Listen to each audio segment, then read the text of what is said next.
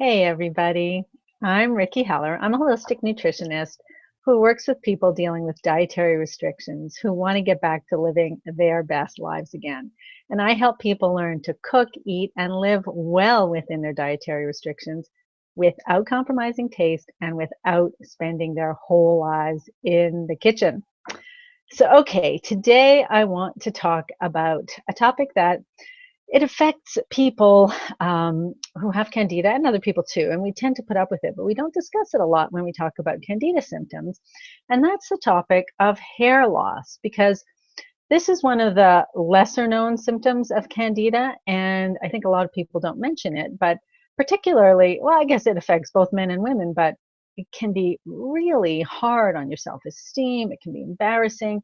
And you're dealing with enough other things when you have candida that you don't want to have hair loss on top of it. So how does hair loss come to candida? Because it's not a direct symptom. It's not caused by the candida, but it's caused by the cascade of effects of the candida or some of the treatments. So I'm going to talk about 4 reasons why candida might end up causing hair loss.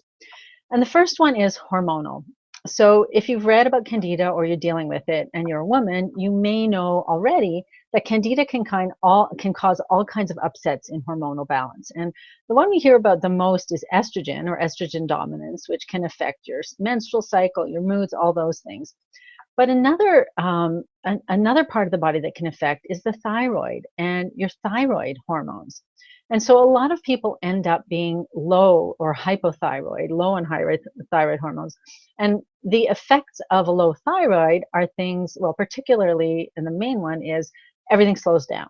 So your blood circulation isn't as effective. Just body functions slow down. And what that means is blood's not getting to certain areas like the scalp, so you can have hair loss because of that. Another effect of hypothyroid, of course, is constipation, which a lot of people who have candida experience as well. So that's the first one, is this hormonal imbalance that can cause hair loss.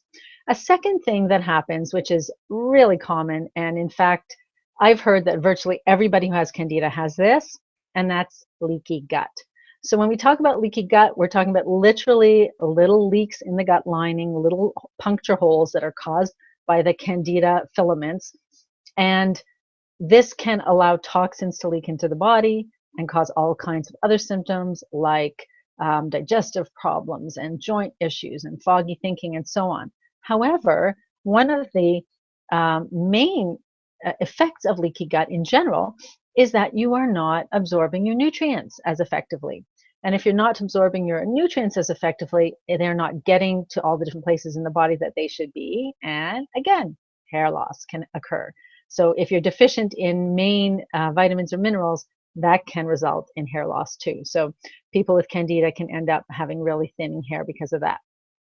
The third one, that again, it's kind of a tangential thing, but so many people with candida are dealing with this all the time, and that is stress. And I've come to think that stress is probably the most important symptom that can cause candida and cause it to continue with someone. Even if you're doing all the right things in your diet, if you're under stress all the time, you're just not going to get better, in my opinion. So stress puts a strain on every system in the body. Again, that's just one of the outcomes of being stressed. Your systems are working harder. They're diverting attention to the key functions, and your hair might not get the attention, your scalp might not get the attention that it would normally get, and so you end up with hair loss. And then the last one is one that affected me, which is it can be drugs for candida, prescription drugs. It can be over-the-counter drugs. It can be antifungals or even other drugs, but particularly in my case, obviously, it was the antifungals. So apparently, there's a little-known side effect of some of the antifungals that people take. Fluconazole, for instance, which is probably the most common, diflucan. In 12.5% of people who take diflucan, there's a chance that they're going to have hair loss, and it usually starts around 3 months. And that's exactly what happened to me. So in 2009, when I was on an anti-candida diet, and I was very strict, and I was taking diflucan every day, at around the 3-month mark, I started noticing that I was getting hair in my hairbrush, and my hair was thinning so quickly. It was scary. And so at that point, I just decided I can't I just was too mortified. I had so many other things going on. I thought, you know what? I'm going to get a wig. And I just started wearing a wig every day. And it actually allowed me to go out in public and feel like I wasn't a freak of nature because I literally had big holes of scalp showing all over my head. And then when I stopped taking the diflucan, came back. My hair grew back. It took about a year until I would say 3/4 of my hair came back. So it never came back all the way that it was before, but it was good enough that I was totally fine, going out in public and doing events and speakers, being a speaker and things like that. And then in around 2014, I guess, 2014 or 15, I had to go on diflucan again for just a really short period, 2 weeks for a flare up. My doctor put me on diflucan. And within those 2 weeks, my hair started falling out again. And this time it didn't come back. I only have about 2/3 of the hair I had before. So my hair is extremely thin when it's my natural hair. So right now I'm wearing a wig. And my natural hair actually never grew back. And I decided that I was going to continue doing that. You're actually not listening to a single thing I'm saying right now, are you? Because you're looking at me thinking, is she wearing a wig? And trying to see where the wig starts and my hair stops and so on. So you know what? Just forget it. I'll just show you. No, I'm not going to do that. Of course, I'm not going to show you my real hair. But actually, if people go back in my old videos, you can probably see that my hair got thinner and thinner and thinner. And I remember one interview I did with my co-writer, Andrea Nakayama, where my hair was incredibly thin. And actually, seeing that video was what convinced me to go back and get another wig. So any of you watching now, this is a wig, and I love it. It's a synthetic wig, and it was incredibly, I think, reasonably priced so that I can actually wear this whenever I need to. I'm at the point now where if I have to go out grocery shopping or something like that, I don't wear my wig because, who cares? But if I'm doing something for the public, like a video, or if I'm going to be on television, I am going to wear this wig because this is what my real hair looked like. And I think it looks okay. What do you think? So if anyone's interested, just email me at ricky@rickyheller.com. I'm happy to share which wig this is.